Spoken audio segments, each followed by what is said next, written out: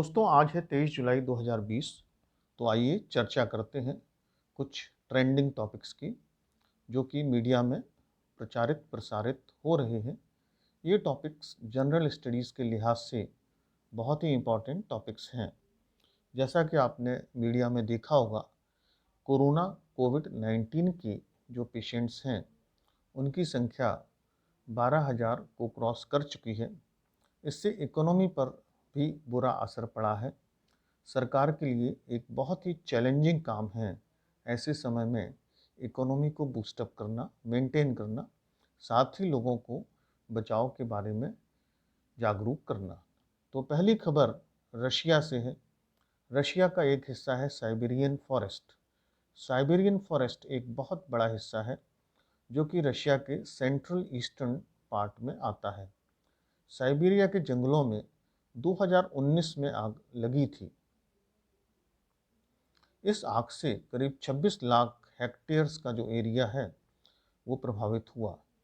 ये आग क्रोनसोनोयार्क क्राई क्षेत्र में लगी है। साइबेरिया के जंगलों में आग लगती रहती है, लेकिन इस आग से जो वहाँ स्पीसीज़ हैं उनको बहुत बड़ा नुकसान हुआ है। ये रूस के लिए एक चिंता का विषय है। हर वर्ष पूरे विश्व के जंगलों में आग से बहुत बड़ा नुकसान होता है। आपने सुना होगा ऑस्ट्रेलिया के जंगलों में आग, और भारत के अंदर कई राज्यों के जंगलों में भी आग की खबरें आती रहती हैं। इससे एनुअल एवरेज तापमान बढ़ेगा, वहाँ रहने वाली बहुत सारी स्पीसीज़ को नुकसान होगा और इसका असर ग्लोबल वार्मिंग पर भी होगा। ऐसी खबरें हैं कि साइबेरिया के जंगलों की आग के लिए वहाँ सेना की सहायता ली जा रही है। इस क्षेत्र में बहुत सारे नेचुरल रिसोर्सेज भी हैं। दूसरी खबर है पीएम क्रॉप इंश्योरेंस फंड या प्रधानमंत्री फसल बीमा योजना। ये किसानों के लिए एक वरदान है। जैसा कि हम सभी जानते हैं, भारतवर्ष की जो इकोनॉमी है इसको एग्रीकल्चरल इकोनॉमी भी कहा जाता है। मतलब हमारी जो इकोनॉमी है वो एग्रीकल्चर बेस्ड इकोनॉमी है। दूसरा, फसलों के लिहाज से हम आत्मनिर्भर हैं। ये एपिडेमिक या पेंडेमिक के समय में बहुत अच्छी खबर है हम सभी के लिए। इस योजना से किसानों को चॉइस मिलेगी तथा उनको फाइनेंशियल स्ट्रेंथ मिलेगी। इसके बाद आईबीएम और सीबीएसई में टाई अप हुआ है। आईबीएम अब सीबीएसई शिक्षा में अपना योगदान देगा। इसमें आर्टिफिशियल इंटेलिजेंस को भी एजुकेशन में कवर किया जाएगा। आने वाली पीढ़ियों को इसका बहुत फ़ायदा होगा तथा तकनीकी के प्रति एक नई समझ पैदा होगी। अब हम बात करते हैं एविएशन सेक्टर की। भारत सरकार ने फ्रांस, यूएसए और जर्मनी की फ़्लाइट्स को मंजूरी दे दी है। इससे लॉकडाउन में जो लोग फंस गए थे उनको अपने अपने देश जाने में सहूलियत होगी तथा इससे इंटरनेशनल फ़्लाइट्स शुरू होने का भी अनुमान लगाया जा रहा है। अब हम बात करते हैं संयुक्त महाराष्ट्र संघ या यूनाइटेड नेशंस की।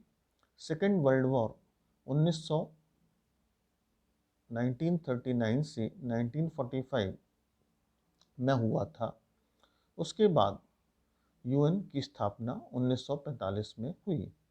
यूनाइटेड नेशंस वर्ल्ड वॉर 2 के बाद प्रारूप में या एग्जिस्टेंस में आया। अब इसकी रीस्ट्रक्चरिंग की आवश्यकता महसूस की जा रही है, ऐसा हमारे माननीय प्रधानमंत्री जी ने कहा है। इसका कारण वर्ल्ड में इस दौरान आए बहुत सारे बदलाव हैं, जैसे कि वर्ल्ड बायलैटरल से यूनिलैटरल और मल्टीलैटरलिज्म की ओर बढ़ रहा है। पॉपुलेशन में बहुत बदलाव आया है। भारत की जो पॉपुलेशन है इसका प्रोपोर्शन वर्ल्ड पॉपुलेशन में एक बहुत बड़ा प्रोपोर्शन है। कोविड के बाद डेवलपिंग और अंडर डेवलप्ड कंट्रीज़ को बहुत सारे चैलेंजेस का सामना करना पड़ेगा और इस बदलते परिदृश्य में रीस्ट्रक्चर्ड यूनाइटेड नेशंस बहुत सहायता दे सकता है। अब भारत की दावेदारी एक तरह से सशक्त हुई है। यूनाइटेड नेशंस की 6 संस्थाएं हैं।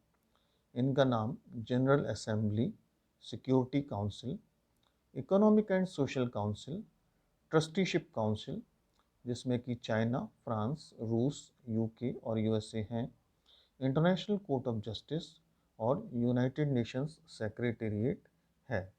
आज के इस लेक्चर के लिए मैं धन्यवाद देता हूँ मिस्टर सजल और साहिल को। Thank you.